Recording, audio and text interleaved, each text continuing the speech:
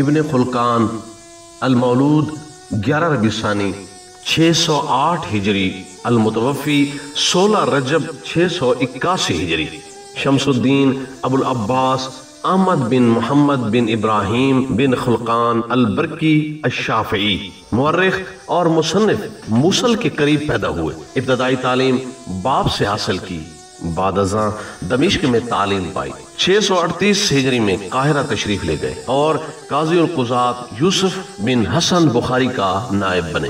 659 ہجری میں دمشق میں قاضی بنے۔ بعد ازاں قاضی کا عہدہ چھوڑ کر قاہرہ کے مدرسہ الفخریہ میں 7 سال تک مدرس رہنے کے بعد پھر دوبارہ قاضی کا عہدہ سنبھالا۔ 680 میں دوبارہ چھن گیا۔ کچھ عرصہ مدرسہ امینیہ میں مدرس کے فرائض انجام دیے اور یہیں وفات پائی۔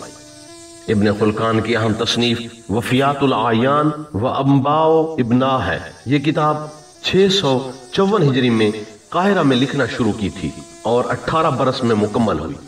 وفیات العیان ادب، تاریخ و سیر کے متعلق اہم دستاویز ہے۔ کتاب شاہکار اسلامی انسائیکلوپیڈیا، مطبوعہ الفیصل لاہور، صفحہ نمبر 82۔